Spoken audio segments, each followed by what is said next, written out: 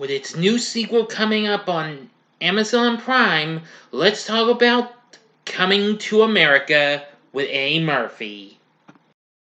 Big D's Entertainment Rankings and Reviews. So greetings my fellow YouTubers and welcome to Big D's Entertainment Rankings and Reviews. My name is Doyle, better known to you as the Big D. And this time around I bring to you a review of the 1988 comedy Coming to America, released by Paramount and directed by John Landis, based on a story originally created by Eddie Murphy, who happens to star in this movie, along with Arsenio Hall, James Earl Jones, John Amos, Madge Sinclair, and Sherry Headley. Anyway,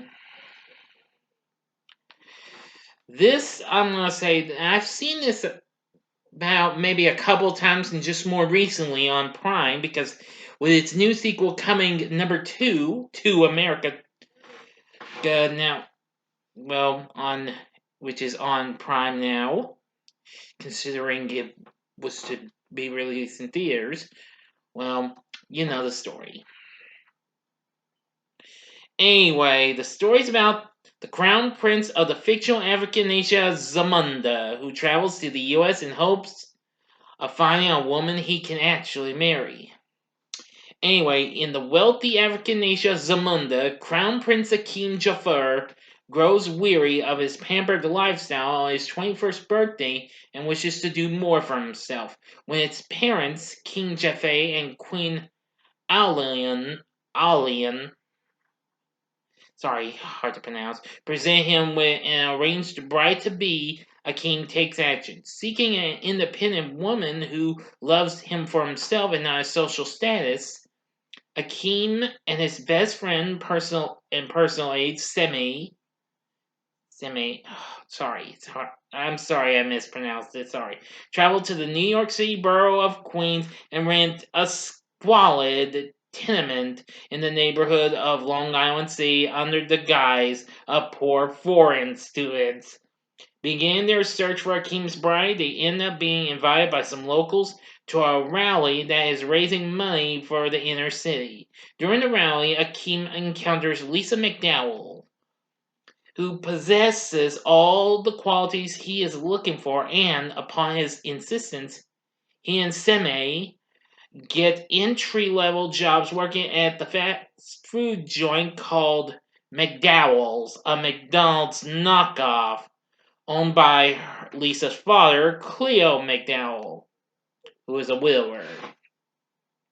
Akeem's attempts to win Lisa's love are complicated by Lisa's lazy and obnoxious boyfriend, Daryl Jenks, played by Eric LaSalle, whose father owns Soul Glow, a Jerry Curl-like hairstyling aid.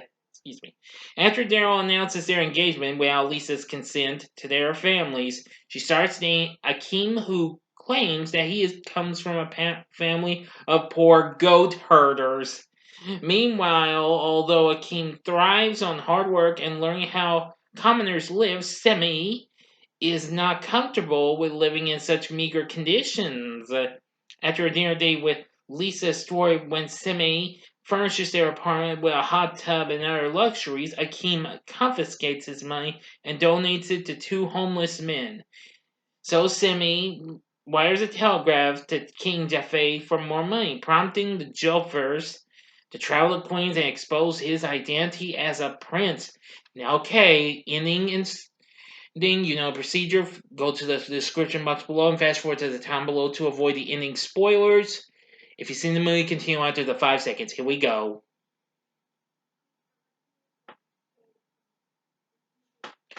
Okay, you've been warned.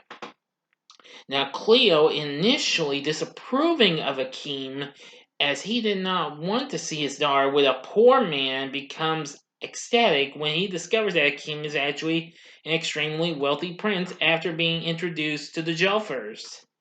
When Akeem discovers that his parents have arrived in the U.S., he and Lisa take shelter at the McDowell residence where Cleo welcomes them.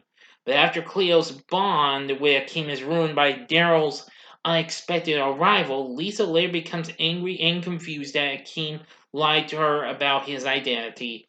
So he explains that he wanted her to love him for who, not what, he is, even offering to renounce his throne. But Lisa, still hurt and angry, refuses to marry him. Despondent, Akeem resigns himself to the arranged marriage, but as they leave, Jaffe is reprimanded by Alion for clinging to outdated traditions instead of thinking of his son's happiness. At the wedding procession, a still heartbroken Akeem becomes surprised when his veiled bride-to-be is Lisa herself. Following the ceremony, they ride happily in a carriage to the cheers of Zamundans. Witnessing such splendor, Lisa is both surprised and touched by the fact that Akeem would have given it up just for her. And in the end, Akeem offers again to abdicate if she does not want this life, but Lisa playfully declines. End of story. So, what did I think of Coming to America? I must say it was absolutely very funny and what have you after I revisited the film. I mean, the film did pretty well, and this wasn't a real good flick from Paramount. Of course, Murphy was certainly no stranger to that deal, since they've released many of his films at the time in the 80s, most notably the Beverly Hills Cop series. But they also did release others. I know they put out one of his live movies. I think they also released the Golden Child as well. But anyway, film did pretty well and was a big summer hit in 1988. Anyway, the film went on to make 288 million worldwide and got lots of good reviews and what have you. Anyway, now this of course was also the first time we get to see Eddie Murphy play multiple roles, which he would later do 8 years later in The Nutty Professor, which I'll be reviewing that later on this year. Arsenio Hall also did a few alternate roles as well. But anyway, I like the performances we got from Murphy and Hall. James Earl Jones was really good. Johnny and Mrs. Cleo McDowell, very funny. Madge Sinclair as Queen Allian, really funny. And Cheryl Hadley as Lisa, very good. There were so many others. We got Samuel L. Jackson, one of his early roles as the hold-up man and armed robber at McDowell's, and even Louis Anderson as a McDowell's employee named Maurice. Man, it's really something.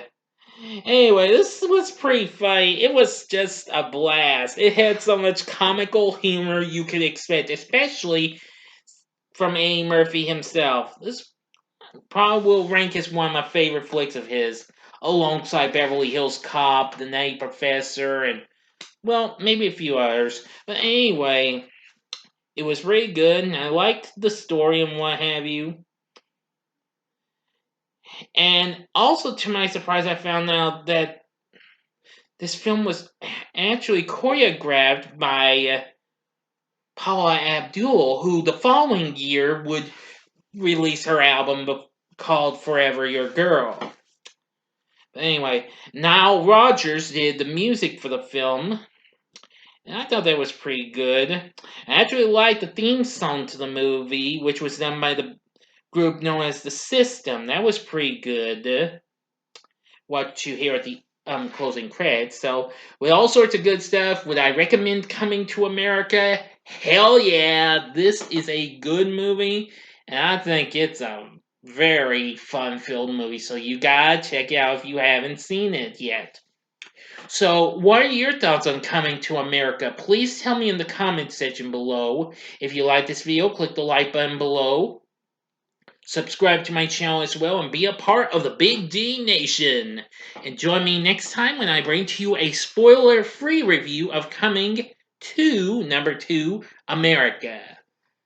Thanks for watching, and if you like this, you might want to check out my reviews of these other A. Murphy's flicks.